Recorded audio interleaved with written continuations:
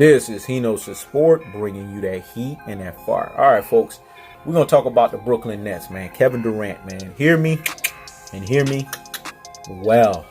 I want to get right into this, man, because it makes absolutely no sense to me. I'm one of the biggest fans of Kevin Durant. Everyone knows this. I have a dog in the race. I want the Brooklyn Nets to succeed because I need Kevin Durant to show everyone that this whole thing about Golden State Warriors, everyone needs to know why he's the over-the-top player that he is. I'm not hiding this. But see, the thing with me, even though I have a dog in the race, I always still keep the cold-hearted, unadulterated, and cutthroat truths. I don't want Kevin Durant to put the cart before the horse. I don't want him rushing. I actually want him to come back 2020, 2021 season. Just take the whole year off, man. You don't need to come back this year. For what? Because if you rush anything, that's it. Your career is done. Let me say that again. If you rush anything and you get hurt one more time, your career is done. There's no coming back. You can't rehab again. Because now that injury has taken so much accumulative damage and so much accumulative toll that there's no coming back from that. And we don't want that for you, Kevin Durant. We want you to show up and show out. So just take the year off. They already got Kyrie Irving. Let him do his thing for a year. They got DeAndre Jordan. Let him do his thing for a year. They got Karis LeVert. Let him do his thing for you. They got Spencer Dinwiddie. Let him do his thing for the year. They can build their chemistry while you come in. Because remember, you're the most seamless superstar I've ever seen in NBA history that could come into any team and fit in. You know why? Because this is where Kevin Durant doesn't get the credit that he deserves. He's so underrated in this regard. Kevin Durant plays off of the ball as well as he plays on the ball. There's no other player in NBA history that does this. Michael Jordan has to have the ball in his hand for a significant period of time to be dominant. Kobe Bryant has to have the ball in his hands for a significant period of time for him to be dominant. I know this because these are my players. Nobody can tell me nothing about these guys. I know the ins and the outs about them. Kevin Durant doesn't. He's my player. I know the ins and outs about him as well too. Nobody can tell me nothing about Kevin Durant. Kevin Durant is a seamless scorer. He's the most efficient scorer in NBA history. You know why? Because he's 7 fucking feet. He literally can see the fucking rim. The rim is what, 9 feet? Come on. That's only 2 inches. Now that's only 2 feet, dog. They literally could see the fucking rim. So this guy has a distinct advantage off the rip. This man has anywhere between a 7'3" to 7'6" wingspan. I mean, come on. It's unfair, the level of advantage that he has. That's why anybody that guards him, he could shoot right over them. Because all Kevin Durant has to do is have the ball right here and up. And that's it. You're done. If you're a defender and you don't keep the ball with Kevin Durant, here's the weakness with Kevin Durant. I'm going to educate you guys. You know what I'm saying? Because they wanted to know, damn, man, how come He Knows the Sport doesn't tell the weakness? I'm going to let people know the weakness. Kevin Durant has one weakness in his game. He's kind of slow with bringing the ball up. If you're a hellified defender on a Kawhi Leonard level and up, that's why Kawhi Leonard was having a lot of success against him. Tony Allen, who is even a higher level than Kawhi Leonard, was having a lot of success. Gave Kevin Durant fits. Ron Artest, because Ron Artest has pesky hands, fast hands, gave Kevin Durant fits with this. With Kevin Durant, you have to keep the basketball at his waist and lower.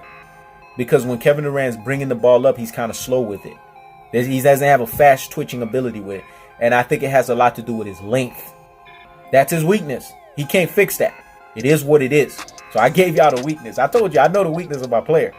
So if I was defending Kevin Durant, which when I used to play basketball, boy, anybody could tell y'all on the street ball, I was what Alistair 49 was talking about. That dude that was sitting there busting you for 20 and 30, but I was also locking up the other guy on the other end. There's a reason why I go for the players that I go for, because on street ball, that's how I played. I was not only the best offensive player, I was also the best defensive player. I was an anomaly, an enigma, dog. So I know how to defend people. With Kevin Durant, you got to keep the basketball at waist, level, and below. If you do that and you don't let him hit it up to right here, his chest, you can rip his ass up and you can make him pick up his damn dribble and you can make life hard for him. Tony Allen was successful at doing this. Ron Artest was successful at doing this. And Kawhi Leonard was successful at doing it. That's why he made Kevin Durant cry that year. And Kevin Durant had to go back and work on some things fundamentally and from footwork standpoint. But that's one thing Kevin Durant can never fix because he's a long player. His length is actually his pro, but it's also his con. Because his length makes him have to work all of that length to bring the ball up. So while he's doing that, if you keep him low, you got a chance to make life hard on him. This is why Patrick Beverley has some marginal success on Kevin Durant. I know Lewis Basketball Network, and I know D. Jefferson sitting there like, damn, dog, you finally admitted that shit. Yeah. But you know what Kevin Durant realized? Okay, let me not keep the ball low. I'm so much taller than him. Let me keep it right here. Once Kevin Durant kept it right there, that was it. Patrick Beverley was toasted. That's Kevin Durant's weakness. But in that one weakness that he has, because he has no other weakness, Kevin Durant is flawless. He's an efficient scorer. He's a walking gazelle, a 50, 40, 90 walking gazelle. He's damn near freaking center at 7 feet, but he plays like a guard. And he moves like that. And his ball handling ability, unlike LeBron James, is where it needs to be at. And prior to him being hurt, he mastered the game. Let me say it again. Prior to him being hurt, he mastered the game because you could see mentally and physically it was a symbiotic relationship. They were connected. Let me say it again. Mentally and physically, there was a symbiotic connection. They were connected. He was connected. And then he got hurt. You could tell because Kevin Durant was just clearly leagues and shoulders above the whole competition. This is why he was going off the way he was going off in the postseason. It was so much so that guys like Stephen Curry, who's a superstar in his own right, these guys were spectators. They were just watching like, damn, man, look at this guy work. It's just like when Kobe was dominating, right? Jordan was down. When these guys are working, they make other superstars look ordinary. Let me say it again. They make other superstars look ordinary because they're just that much better. They're just that much greater. It is what it is.